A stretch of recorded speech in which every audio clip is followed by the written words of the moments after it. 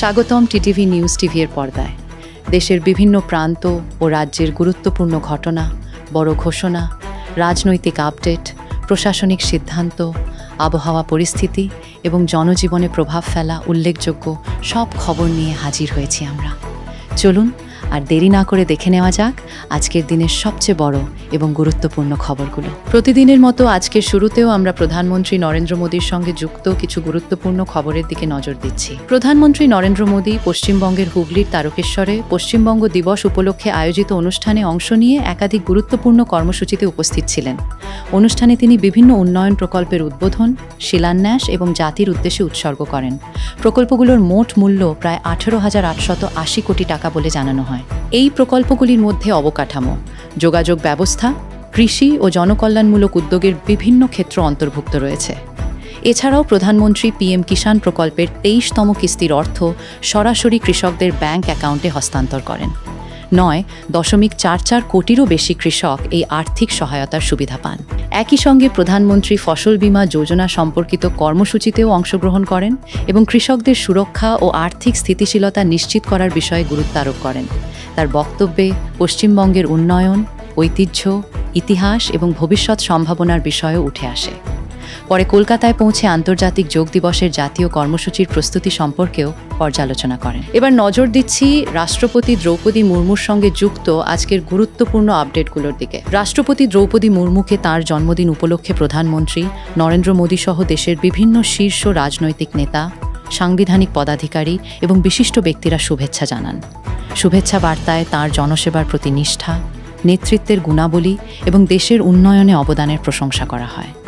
একই সময়ে রাষ্ট্রপতি ওডিশায় একাধিক গুরুত্বপূর্ণ সরকারি কর্মসূচিতে অংশগ্রহণ করেন। প্রধানমন্ত্রী নরেন্দ্র মোদীর সঙ্গে তিনি রাজ্যের বৃহৎ উন্নয়নমূলক অনুষ্ঠানে উপস্থিত থাকেন, যেখানে 47,600 কোটিরও বেশি টাকার বিভিন্ন প্রকল্পের উদ্বোধন, শিলান্যাস এবং জনসাধারণের উদ্দেশ্যে উৎসর্গ করা হয়। অনুষ্ঠানে অবকাঠামো, উন্নয়ন, সড়ক ও রেল যোগাযোগ, শিল্প সম্প্রসারণ, নগর উন্নয়ন এবং জনকল্যাণমূলক প্রকল্পগুলিকে বিশেষ গুরুত্ব দেওয়া হয়। বক্তৃতায় ওডিশার অর্থনৈতিক অগ্রগতি, কর্মসংস্থান বৃদ্ধি এবং আধুনিক পরিকাঠামো গড়ে তোলার লক্ষ্যে কেন্দ্র ও রাজ্যের বিভিন্ন উদ্যোগের কথাও তুলে ধরা হয়। রাষ্ট্রপতি দেশের সার্বিক উন্নয়ন, অন্তর্ভুক্তিমূলক প্রবৃদ্ধি এবং সাধারণ মানুষের জীবনমান উন্নত করার প্রচেষ্টার উপর গুরুত্ব আরোপ করেন। নজর দিচ্ছি দেশের বিভিন্ন রাজ্যের মুখ্যমন্ত্রীদের গুরুত্বপূর্ণ ঘোষণা এবং কার্যকলাপের দিকে। দেশের বিভিন্ন রাজ্যের মুখ্যমন্ত্রীরা উন্নয়ন, প্রশাসন এবং জনকল্যাণমূলক বিষয় নিয়ে গুরুত্বপূর্ণ কর্মসূচিতে অংশ নেন। মমতা বন্দ্যোপাধ্যায় রাজ্যের বিভিন্ন উন্নয়ন প্রকল্প এবং প্রশাসনিক কার্যক্রমের অগ্রগতি নিয়ে পর্যালোচনা করেন। অন্যদিকে আসামের মুখ্যমন্ত্রী হিমন্ত বিশ্ব শর্মা জানান, ইউরোপীয় ইউনিয়ন আসামের অধিকাংশ অঞ্চলের ওপর দীর্ঘদিনের ভ্রমণ সতর্কতা প্রত্যাহার করেছে, যা পর্যটন, ব্যবসা এবং বিনিয়োগ বৃদ্ধির ক্ষেত্রে ইতিবাচক প্রভাব ফেলতে পারে বলে মনে করা হচ্ছে। ওডিশার মুখ্যমন্ত্রী মোহন চরণ মাঝি রাজ্যের উন্নয়নমূলক কর্মসূচিতে অংশ নিয়ে অবকাঠামো, শিল্প এবং জনকল্যাণমূলক প্রকল্পগুলির অগ্রগতির ওপর জোর দেন। একই সঙ্গে মণিপুরের মুখ্যমন্ত্রী এন বীরেন সিং বিভিন্ন সম্প্রদায়ের মধ্যে শান্তি, সম্প্রীতি এবং পারস্পরিক আলোচনার মাধ্যমে স্থিতিশীল পরিবেশ গড়ে তোলার আহ্বান জানান। পাঞ্জাবের মুখ্যমন্ত্রী ভগবন্ত মানকে ঘিরে রাজনৈতিক বিতর্ক আলোচনায় ছিল। বিভিন্ন রাজ্যে প্রশাসনিক সংস্কার, উন্নয়নমূলক পরিকল্পনা, বিনিয়োগ বৃদ্ধি এবং জনসেবার মান উন্নয়নের বিষয়গুলি মুখ্যমন্ত্রীদের বক্তব্য ও কর্মসূচিতে বিশেষ গুরুত্ব পায়। বিনোদন জগৎ এবং সেলিব্রিটিদের সঙ্গে যুক্ত গুরুত্বপূর্ণ আপডেটগুলোর দিকে এবার নজর দিচ্ছি। বিনোদন জগতে একাধিক তারকাকে ঘিরে নানা খবর আলোচনায় ছিল। শাহরুখ খান মুম্বইয়ের একটি উচ্চ প্রোফাইল পারিবারিক অনুষ্ঠানে উপস্থিত হয়ে ভক্তদের নজর কাড়েন। অনুষ্ঠান থেকে তাঁর ছবি ও ভিডিও সামাজিক মাধ্যমে ব্যাপকভাবে ছড়িয়ে পড়ে এবং অনুরাগীদের মধ্যে আলোচনার বিষয় হয়ে ওঠে। অন্যদিকে আমির খান তাঁর নতুন প্রকল্পের প্রচারে ব্যস্ত থাকেন এবং বিভিন্ন সাক্ষাৎকারে হিন্দি চলচ্চিত্রের ভবিষ্যৎ, দর্শকদের রুচির পরিবর্তন এবং শিল্পের বর্তমান পরিস্থিতি নিয়ে মতামত প্রকাশ করেন। জাহ্নবী কাপুরের একটি সামাজিক মাধ্যম পোস্ট ব্যাপক ভাইরাল হয়ে বিনোদন সংবাদে জায়গা করে নেয়। একই সময়ে দক্ষিণী তারকা ইয়াশ তাঁর আসন্ন ছবি toxic, a fairy tale for grown আপস নিয়ে গুরুত্বপূর্ণ আপডেটের ইঙ্গিত দেন, যা ভক্তদের মধ্যে নতুন করে উত্তেজনা সৃষ্টি করে। অভিনেত্রী সামান্থা রুথ প্রভুও তাঁর আসন্ন কাজ এবং জনসমক্ষে উপস্থিতির কারণে আলোচনায় ছিলেন। এছাড়া পরিচালক Sanjay Leela বনশালীর love and war ছবির প্রযোজনা সংক্রান্ত নিরাপত্তা এবং ক্ষতিপূরণ বিষয়ক খবরও বিনোদন জগতে বিশেষ গুরুত্ব পায়।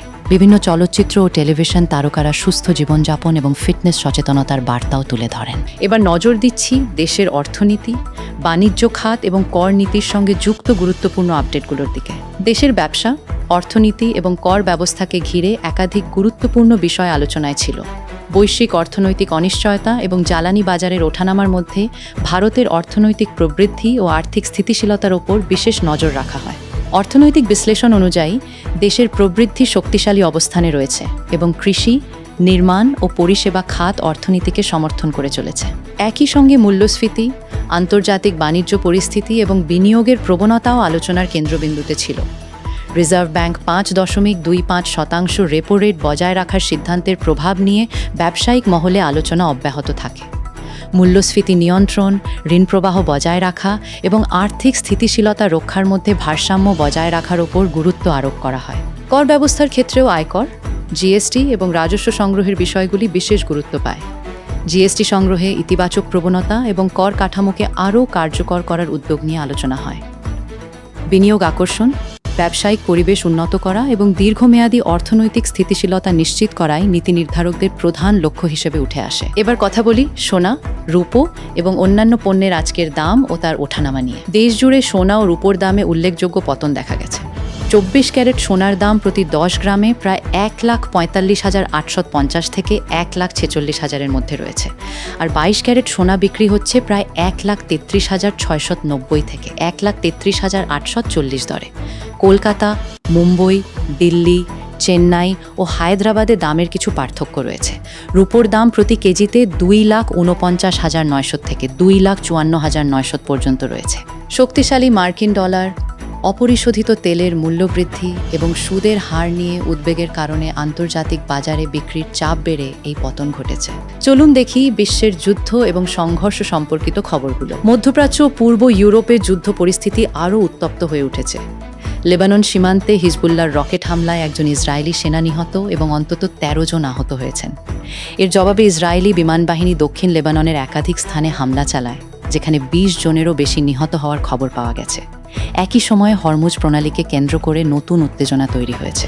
ইরানের বিপ্লবী গার্ড বাহিনী প্রণালী বন্ধের হুমকি দিলেও আন্তর্জাতিক বাণিজ্যিক জাহাজ চলাচল অব্যাহত রয়েছে। অন্যদিকে সুইজারল্যান্ডে যুক্তরাষ্ট্র ও ইরানের প্রতিনিধিদের মধ্যে গুরুত্বপূর্ণ কূটনৈতিক যোগাযোগ চলেছে। রাশিয়া ইউক্রেন যুদ্ধেও নতুন করে হামলার ঘটনা ঘটেছে। ইউক্রেনের ড্রোন আক্রমণে রাশিয়ার একাধিক তেল শোধনাগার ক্ষতিগ্রস্ত হয়েছে বলে আন্তর্জাতিক সূত্র জানিয়েছে, যা জ্বালানি সরবরাহ ব্যবস্থার উপর অতিরিক্ত চাপ সৃষ্টি করতে পারে। নজর দিচ্ছি কৃত্রিম বুদ্ধিমত্তা এবং প্রযুক্তি দুনিয়ার নতুন আপডেটগুলোর দিকে। কৃত্রিম বুদ্ধিমত্তা বা এআই প্রযুক্তি নিয়ে আন্তর্জাতিক পর্যায়ে গুরুত্বপূর্ণ আলোচনা অব্যাহত রয়েছে। G7 সম্মেলনে ওপেন এআই, গুগল, ডিপমাইন্ড এবং অ্যানথ্রপিকের শীর্ষ কর্মকর্তারা বিশ্বনেতাদের সঙ্গে এআই নিরাপত্তা, নিয়ন্ত্রণ এবং ভবিষ্যৎ উন্নয়ন নিয়ে মতবিনিময় করেছেন। উন্নত এআই মডেলের নিরাপদ ব্যবহার এবং আন্তর্জাতিক সহযোগিতা বাড়ানোর বিষয়টি আলোচনার কেন্দ্রবিন্দুতে ছিল। এদিকে অ্যানথ্রপিকের উন্নত এআই মডেল ফেবল 5 ও মাইথোস 5 নিয়ে নিরাপত্তা ও প্রবেশাধিকার সংক্রান্ত বিতর্ক অব্যাহত রয়েছে। নির্দিষ্ট দেশগুলোর জন্য উন্নত এআই প্রযুক্তি ব্যবহারের সুযোগ দিতে ট্রাস্টেড পার্টনার্স নামের একটি নতুন প্রস্তাবও আলোচনায় এসেছে। পাশাপাশি অ্যানথ্রপিকের প্রধান নির্বাহী ডারিও আমোদেই এবং ওপেন এআই এর প্রধান নির্বাহী স্যাম অল্টম্যান এআই প্রযুক্তির দায়িত্বশীল উন্নয়ন, বৈশ্বিক মানদণ্ড তৈরি এবং আন্তর্জাতিক সহযোগিতা জোরদারের ওপর গুরুত্ব আরোপ করেছেন। চলুন দেখি বিভিন্ন অঞ্চলের আবহাওয়ার পরিস্থিতি। দেশের বিভিন্ন অঞ্চলে মৌসুমী বায়ুর প্রভাবে বৃষ্টি ও বজ্রঝড়ের পরিস্থিতি বজায় রয়েছে। উত্তরবঙ্গের দার্জিলিং, কালিম্পং, জলপাইগুড়ি, আলিপুরদুয়ার ও কোচবিহারে ভারী থেকে অতি ভারী বৃষ্টির সম্ভাবনা দেখা গেছে। দক্ষিণবঙ্গের কলকাতা, হাওড়া, হুগলি, নদিয়া, ২৪ পরগনা এবং মেদিনীপুর জেলাগুলিতে দফায় দফায় বৃষ্টি ও বজ্রবিদ্যুৎ সহ ঝোড়ো হাওয়ার পরিস্থিতি ছিল। আসাম, মেঘালয়, অরুণাচল প্রদেশ, নাগাল্যান্ড, মণিপুর, মিজোরাম ও ত্রিপুরায়ও ভারী বৃষ্টিপাতের পূর্বাভাস জারি করা হয়। বিহার, ঝাড়খণ্ড ও ওডিশার বিভিন্ন এলাকায় বজ্রসহ বৃষ্টি এবং কিছু স্থানে ভারী বর্ষণের সম্ভাবনা ছিল। দিল্লি, উত্তরপ্রদেশ, পাঞ্জাব, হরিয়ানা, রাজস্থান, হিমাচল প্রদেশ ও উত্তরাখণ্ডে বজ্রঝড় ও দমকা হাওয়ার সতর্কতা ছিল। দক্ষিণ ভারতের কেরল, কর্ণাটক, তামিলনাড়ু ও অন্ধ্রপ্রদেশেও মাঝারি থেকে ভারী বৃষ্টির সম্ভাবনা দেখা গেছে। বন্ধুরা, আজকে সমস্ত বড় খবরের আপডেট এখানেই শেষ হচ্ছে। দেশ ও রাজ্যের প্রতিটি গুরুত্বপূর্ণ খবর সবার আগে জানতে আমাদের চ্যানেলটি এখনই সাবস্ক্রাইব করুন এবং বেল আইকনটি অন করুন। ভিডিওটি পছন্দ হলে অবশ্যই একটি লাইক দিন, আপনার মতামত কমেন্টে জানান এবং এই ভিডিওটি শেয়ার করতে ভুলবেন না। এখন এই পর্যন্ত, আপনারা সবাই ভালো থাকুন, সুস্থ থাকুন। আবার দেখা হবে নতুন খবর এবং নতুন আপডেটের সঙ্গে। ধন্যবাদ।